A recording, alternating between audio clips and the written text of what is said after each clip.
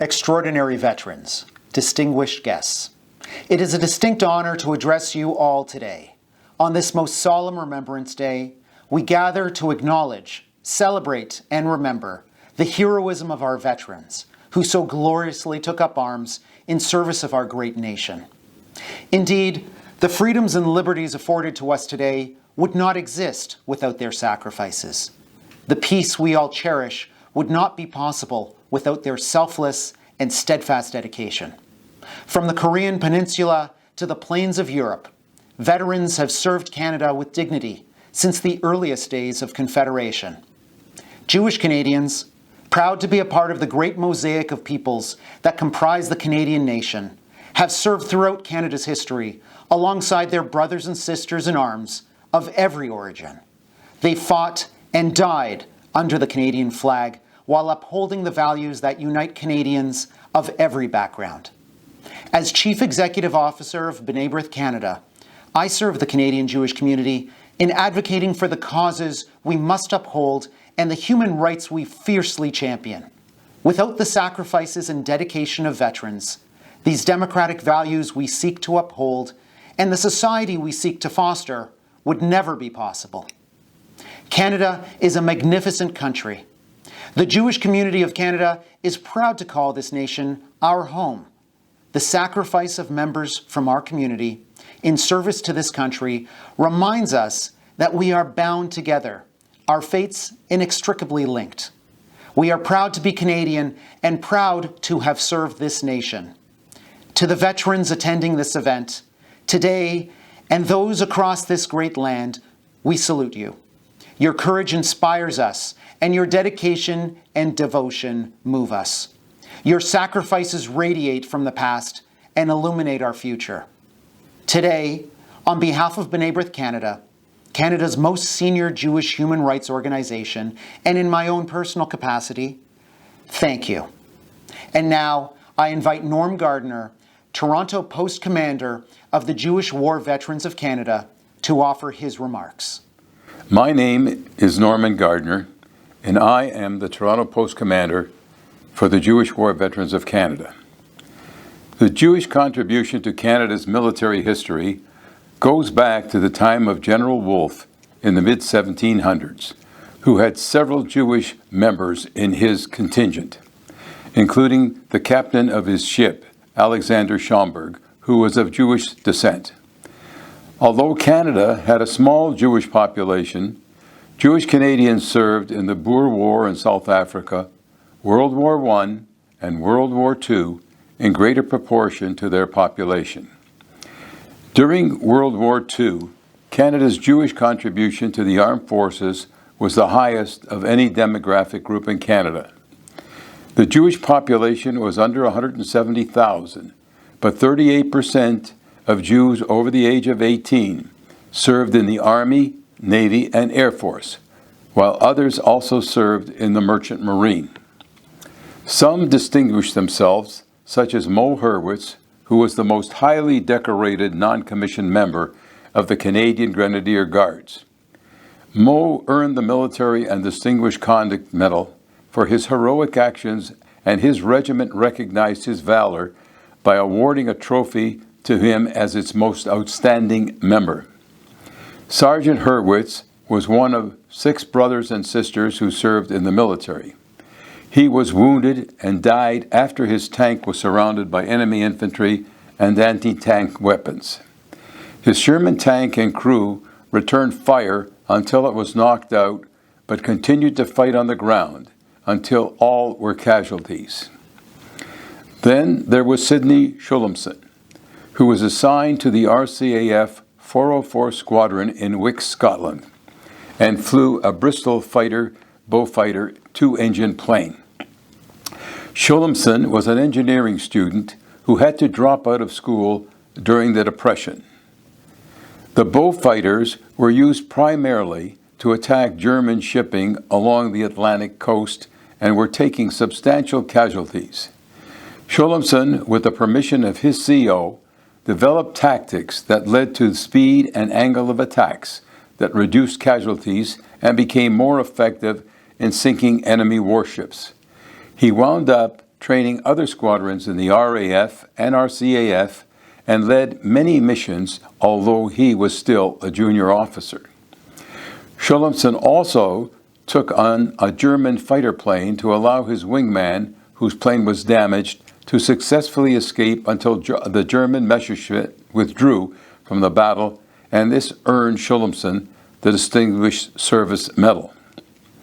He also won the Distinguished Flying Cross for the sinking of 11 enemy ships. Schulumson's success as a trainer was noticed by the Royal Navy, who had aircraft carriers, and he was sent to a Navy establishment to train naval aviators. An admiral noticed him and wanted to know who he was. Once the Air Commodore advised that he was a Jewish Canadian, the admiral ordered for Schulumson to be sent back to Wick, Scotland. All was not fair, and the Navy was not able to learn from him.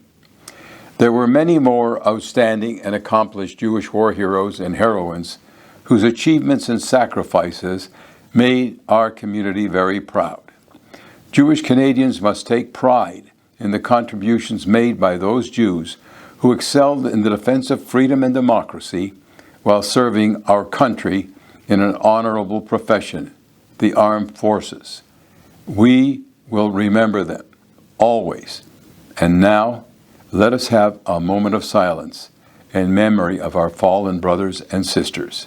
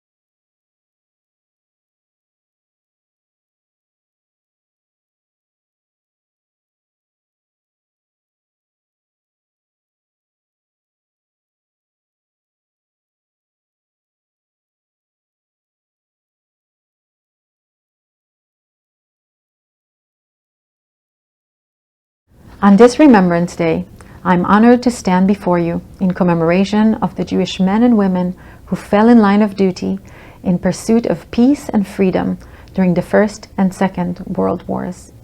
More than 17,000 Jewish men and women of the then small Jewish community in Canada put their lives on the line in contribution to Canada's military efforts during the Second World War. From Hong Kong to Dieppe, Ortona to D-Day and beyond, they joined their Canadian comrades in battle to fight for a better world. We pay tribute to their courage, to their heroism, and to their sacrifice. During a time when Nazi Germany was ruthlessly persecuting Jews, giving rise to the Holocaust, these Canadian Jewish heroes had a deep personal incentive to join and help defeat the Nazi regime. They returned to Europe as a pillar of defense for the Jewish people. As Consul General of Israel, this is my first time experiencing Remembrance Day in Canada. Today, I pause and reflect on this vital chapter in Canadian Jewish history. I give thanks to the Jewish veterans who fought for the future of Jews in Canada and around the world, and I remember those who fell during their service. Hi, this is Anthony Housefather, Member of Parliament for Mount Royal. And like all Jewish Canadians, I'm rightfully proud of all that our community has contributed to our amazing country. We've been leaders in so many areas, from law to politics to medicine to academia to the arts and culture. But one of the areas where we've contributed as well that has been overlooked is the Canadian military. In this Remembrance Day commemoration, let us remember all of those incredible men and women who have served our country over the hundreds of years of our existence. Let us remember in particular those Jewish men and women who've contributed at war and at peace to Canada's armed forces. We've been in every one of Canada's wars. From the War of 1812 to the Boer War to World War I to World War II to Korea to the Gulf to Afghanistan, Jewish men and women have been part of what Canada has done at home and abroad. And I would like to thank those men and women to whom we owe an incredible debt of gratitude. Each and every Canadian who has served our country at home or abroad has done so with honor and with dignity, and we here owe them our liberty. And so thank you to all of our veterans. Thank you to all of those who serve today. Let us remember those who have fallen, and thank you in particular to those members of the Jewish community who have been part of our armed forces in the past and those who serve today. Thank you to B'nai B'rith for organizing this event. Let us always remember them. On devrait toujours les souvenir. Hi, I'm Marty Morantz, Member of Parliament for Charleswood St. James, Assiniboia Headingley. Today, we mark Remembrance Day, a time to honor Canada's women and men in uniform and to pay solemn tribute to those who have answered the call to serve throughout our history. They built peace, they've defended democracy, and they've enabled countless people to live in freedom at home and around the world. With the end of grim struggle in both Europe and Asia 76 years ago, the world mourned the steep human cost of a war that had ravaged it for almost 6 years. In Canada alone, we grieved and honored more than 45,000 who had lost their lives and 55,000 who were wounded. The story of the Jews who helped the Allies win the war is a very proud one, and in the end, 39% of all eligible men would serve in uniform. The conclusion of the conflict was not the end of their story of military service. Men and women from the Jewish community have continued to serve in our country's military over the decades, from the Korean War, international peace support efforts, and Cold War duties, to defending Canada's borders and fighting on the arid plains of Afghanistan. An estimated 680 Jews currently serve in the regular Canadian Armed Forces, and more serve in the reserves. On this day, we pay tribute to our veterans, to those who have been injured in the line of duty, and to all those who have made the ultimate sacrifice. They've stood for liberty and sacrificed their future for the future of others. We owe a great debt to our veterans and their families who love them. By wearing our poppies, we hold them near and dear to our hearts. On behalf of my colleagues in the House of Commons, I simply want to say thank you for your service.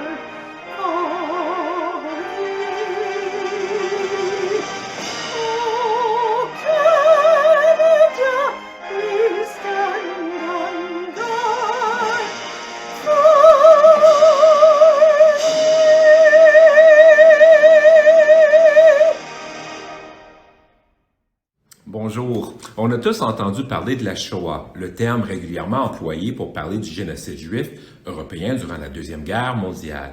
Mais l'histoire des Juifs n'est pas seulement une histoire de victimisation, c'est aussi l'histoire de braves soldats juifs dans les rangs de l'armée canadienne qui ont combattu aux côtés des autres soldats dans les grandes batailles canadiennes. Je pense ici notamment aux batailles contre les Japonais sur l'île de Hong Kong en 1941, ou même le débarquement de Dieppe, et même le fameux jour J en juin 1944.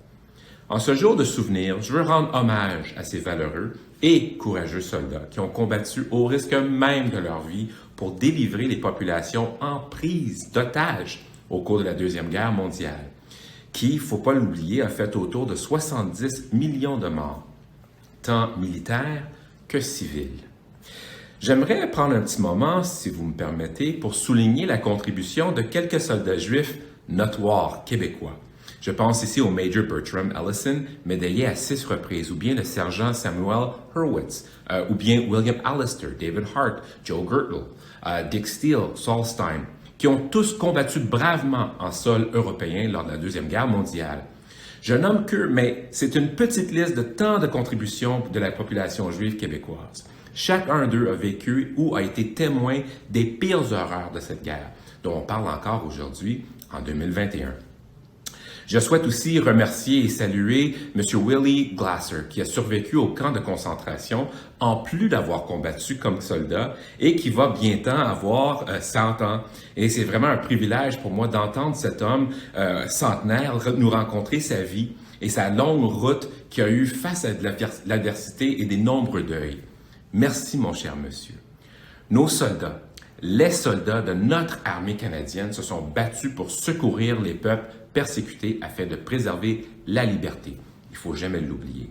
En ce jour de souvenir, ayons une pensée de gratitude pour ces citoyens canadiens d'exception. Je m'appelle Christopher Skeet et je vous remercie de m'avoir écouté quelques moments.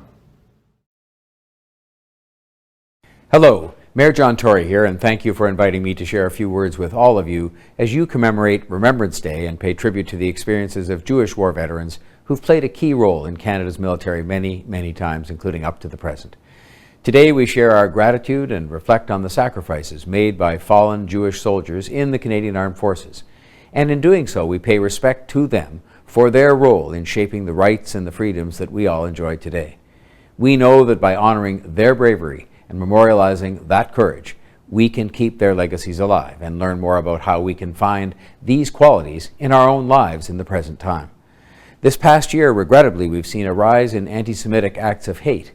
This has been unimaginably distressing for the entire Jewish community and for the community as a whole, because this kind of attitude and behavior have absolutely no place in our city. On that, we are all agreed. And as mayor, I'm doing everything I can to ensure that residents in our city can live free of fear and of discrimination and of hate. We're working together to ensure that everyone who calls Toronto home is embraced and respected and celebrated. Your fellow Torontonians stand in solidarity with you and stand in abject and complete rejection to the rise in hate directed at the Jewish community. And I hope that today, as we honor those who have made the ultimate sacrifice, that you'll also accept my support for generations of Jewish Torontonians who have followed them. I hope that Toronto remains forever a city in which the entire Jewish community can lead a peaceful and prosperous life. And with that, please again accept my profound appreciation for the service and sacrifices of Jewish war veterans, for their bravery and for their fortitude, for shaping the Canada and the Toronto that we know and love today. Thank you. My name is Barbara Bank, and it is my pleasure to bring greetings on behalf of the Center for Israel and Jewish Affairs, the advocacy agency of the Jewish Federations of Canada, and chair of the CIJA Local Partnership Council for Toronto. On Remembrance Day, we pause to pay our enduring respect and enormous gratitude to those who have served in the Canadian Armed Forces and to the Jewish war veterans for their service. From coast to coast, we honor the sacrifice of those who have taken up the call of duty to protect our way of life, freedom, democracy, the rule of law, and so many other important cornerstones and values we hold dear. Jewish Canadians have a long and proud history of service to our country. In World War II, 9.6% of the Jewish Canadians served on Canada's armed forces, more than 10% higher than the national population average. Veterans who served in World War II fought for freedom. They pursued and achieved victory over the tyrannical Nazis and their Axis allies. The importance of this victory felt greatly by our community. Jewish Canadians who served in the Second World War not only protected our country, but they also sacrificed themselves to defeat pure evil and protect our people. From generation to generation, Jewish Canadian veterans have steadfastly served our country. And we are grateful to the family members of service members and veterans who willingly forfeited cherished time with their loved ones to answer the call of duty and brave the horrors and uncertainties of war.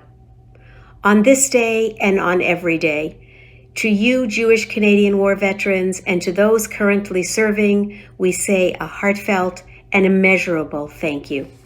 It is a privilege to share my best wishes and deepest respect with the men and women who form the valued ranks of the Jewish war veterans of Canada. Many decades ago, you set your private, family, and business lives aside to join a national effort to liberate our European and Asian allies from the cruel and authoritarian boot, the Axis powers of Germany, Italy, and Japan. Launched by dictators and extremists on innocent populations in neighboring countries around the world. And a few years after that, we did the same to protect the democracy of South Korea from the communist invasion during the Korean War. As young men and women, you signed up for a war we might not have won, as Nazi forces and the Japanese allies fanned out without restraint, oppressing millions to their totalitarian cause.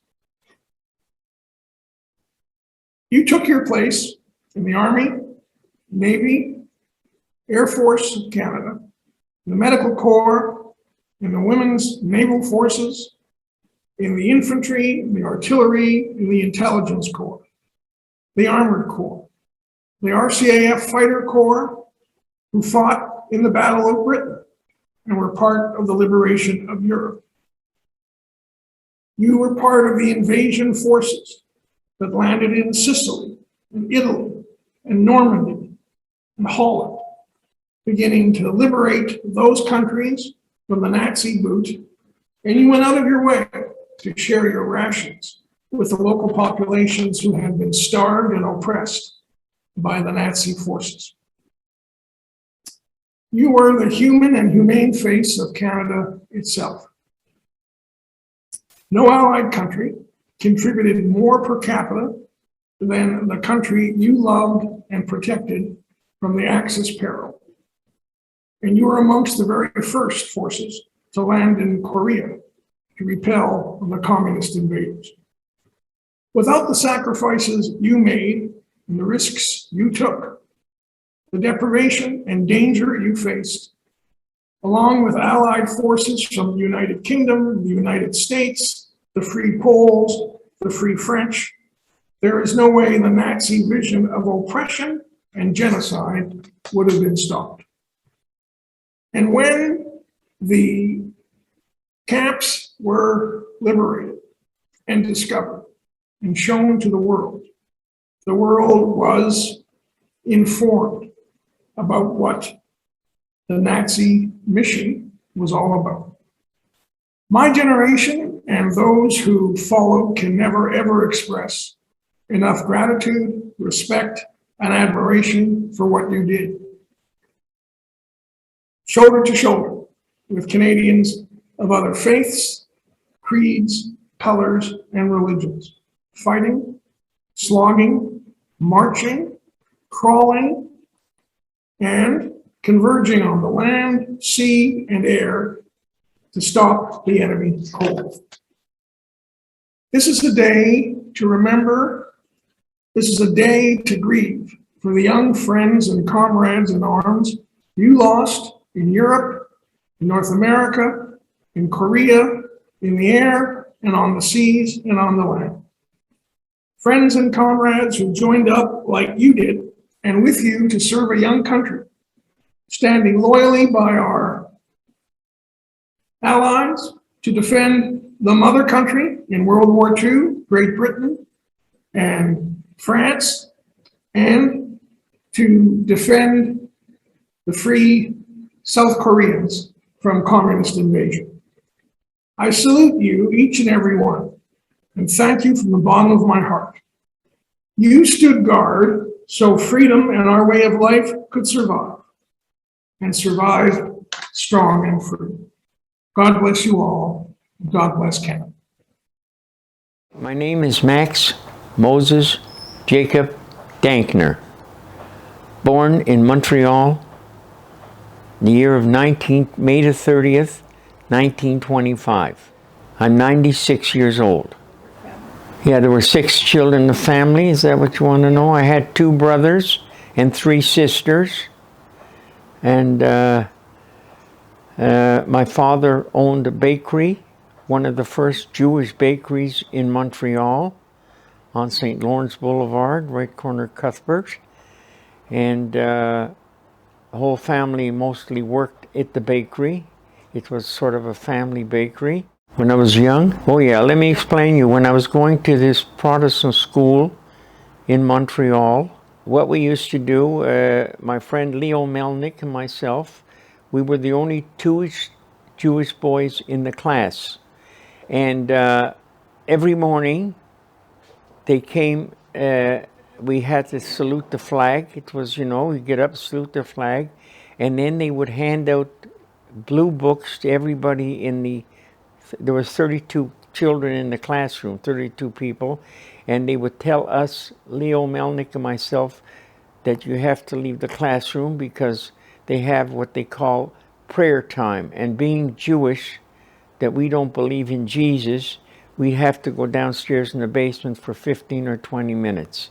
So we were not allowed to be in the room because, you know, they're gonna cross themselves and do all kinds of things, and they didn't want us there. That was the early part of being sort of, you talk about anti-Semitism, sort of being killed when we were only kids, you know, just in public school. From there, after I finished public school, I went into high school, went to Barmbing High School, and everything was all right. We didn't have too much because there was a lot of Jewish people in that, where we moved into that district, there was a lot of Jewish people. We didn't have too much problem there.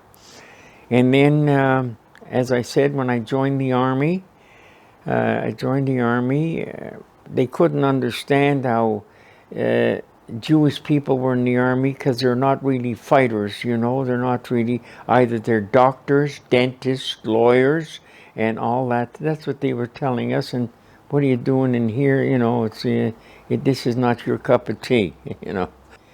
And not only that, when I came back from the Army, I took a dispatch rider course when I was in Farnham, Quebec, where I took my advanced training.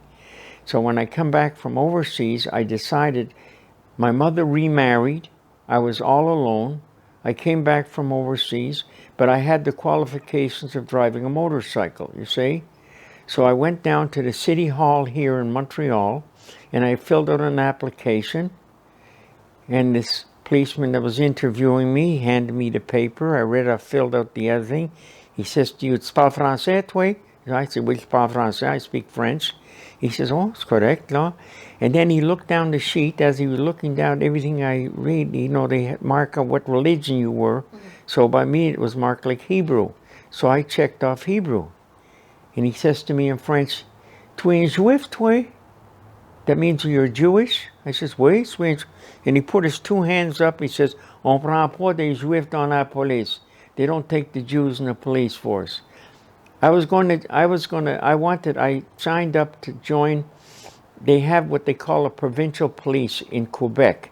They don't have the Royal Canadian Mounted Police. They had their own province. So that's what I wanted to do, going up to the Laurentian Boulevard, the Laurentians, to drive a motorcycle to be a policeman.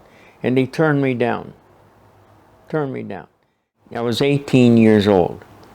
But I changed my birth certificate from 1925 to 1924 to get into the Army. Because I had a friend of mine, we both decided we both wanted to join the service, but he wanted to join the Air Force, Jack Golick, okay? So I said, okay, we'll go down. We went down on Bishop Street. This is a good story. And Jack goes in, and the officer looks at him, and Jack says, "Yes, I want to be a fighter pilot in the Air Force." And he was very smart, Jack, by the way. He's very smart and very. So he says, "Okay." He says, "Fine." He says, "Now, what school you went to?" He gave him all the information. Fine. And then he said, "Sit down and take a look at the chart," because Jack wore very, very thick glasses, and his eyesight was absolutely terrible. But he didn't turn them down yet, you see. He let him look at the chart, and Jack looks at the chart, and he says, "Cover over one eye," and Jack said, he says, "What chart?" He could hardly see, want to be a fighter pilot. Yeah, and then I liked being Canadian, you know. It was very, very good. It is, you know, it was a good country. Of all the things that I heard what was going on all over the place, the killing and everything else, you know. It's, as I said, I think I started telling you, my father in 1941 or 40, he got a letter from the Ukraine or somebody that they took his mother and father, they took him to either Belsen or Bergen-Belsen or to Auschwitz or somewhere. They took him to somewhere and they killed him. So as I said to you, I've never seen my father cry. You know, my father was, don't cry too much. When I see him tear, well, his mother and father, they killed his mother and father, you see. I went down to RMC, Royal Military College down in Kingston. I was going to be I had the ability and the knowledge of becoming an officer. And that time they didn't check too much about but see, you had to go to college, you had to be that, but they were so short of men and reinforcements that they needed. Anyway, I went down there. After 3 weeks, they canceled the course because they were short of reinforcements in Italy. And in Naples, and in Naples, they transferred it up to a place called Caserta, because Avellino, small. That's where the holding where all the troops were, and that's where they would assign you to different regiments. You see, and I was assigned to an outfit called the Princess Louise Dragoon Guards, which is an outfit from Ottawa, which is a reconnaissance outfit. Recce outfit, you see, and then you got to go out and look for Germans and reconnaissance. Tough job, really tough. Well, your heart's in your head. Anyway. Okay, so that was that. And then I spent some time all through the Gothic and through the Hitler line, all the way up through, all the way up to Rimini. We went up all the Adriatic side, all through the Adriatic side. But outside on August the 16th, I was on just north of Rome, on Hill 253. I got a big piece of shrapnel on my side here. I got wounded. with a piece of shrapnel to send me down to a hospital for a while, and then I was in the hospital, and I went down to Salerno for to recoup, a recuperation place, and they were going to send me home. They had an embarkation tag and everything, and then the doctor looked at me, he says, I think we'll keep you here for another couple of weeks, and you'll be all right. Kept me there a couple of weeks. I didn't go home, and I wrote my mother that I was going to come home. And I didn't come home. I went back up to the regiment, up to the Po River. They sent me back to the regiment, back to the front. My friend Ben Linz, the two of us, were laying on the ground once, and there's a couple of Germans. Well, they were up there with a Spandau. There was three of them, and they were holding back the whole platoon. So I said to Ben, we're not going to get out of here. They're going to kill the whole 32 of us, 33 of us for sure. So I said, Ben, I'm going to take a chance. I'm going to go. And I'm going to go all the way around. And I'm going to go and I'm going to go and try and get rid of the three guys in there. Anyway, I went around, kept my fingers crossed, and I had my heart in my mouth. I was just laying there, walking and crawling all the way around. Anyway, I finally got close enough, and I heaved this grenade in there. Got the three guys out. Got out, and I got back, and I said, Ben Murray, he says, it got quiet all of a sudden. I says, tell Alder, our The guy's name was Lieutenant Alder. Yet they tell him it's okay now. We went out there, and they never recommended it for me until I got to Belgium.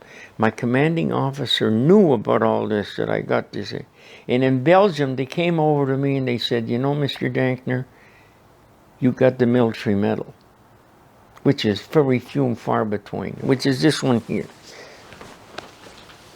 This is the one. You'll see the ad in there where my commanding officer recommended that I should get the military medal for doing what I did. But they wouldn't give it to me in Italy. You see, I don't know why. I really don't know why. Just before we're waiting for the boats to come, Lieutenant Alder came over to me, he says, Max, he says, you've been awarded a military medal for what you've done on Hill 253.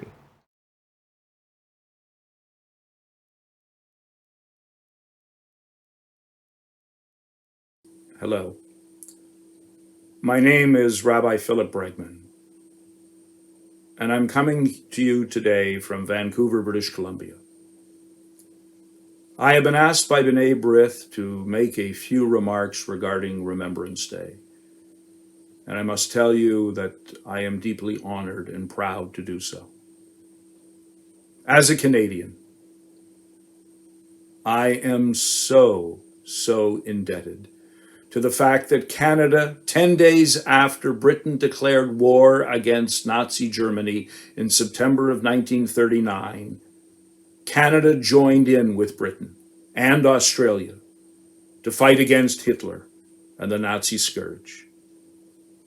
In fact, I'm convinced that if Britain, Australia, and Canada had not entered the war when they did, there wouldn't have been a war for the United States to enter after it had been bombed in Pearl Harbor, because, quite honestly, Hitler would have won. It would have taken over all of Europe and God knows how much more of the world. So on Remembrance Day, we do remember those brave men and women who repeatedly, not just with World War II, but World War I, the Korean War, and all subsequent wars, have fought to defend us, our democracy, and our freedom. I must tell you that I have tried and actually been quite unsuccessful in trying to convince school boards not to give November 11th off, at least here in British Columbia. It's not that I don't want the students to have a day off. Let them take off November 10th, November 12th. But my concern is that at the 11th hour of the 11th day of the 11th month, where will the students be if they're not in school at an assembly? Will they be at the mall? Will they be playing soccer or video games? Instead of pausing and taking that time to reflect and to remember. Perhaps we can learn a lesson from Israel and how it does its Yom HaZikaron. That when those sirens go off at 10 o'clock in the morning, the entire country comes to a halt. In the shops, in the stores, on the highways, the trucks, the cars, the motorcycles, the buses all stop. People get out, stand at attention for 2 minutes. We certainly owe those who sacrificed no less. May those who fought for our country and paid the ultimate sacrifice, may they truly be at peace, and may their memories continue to be a blessing.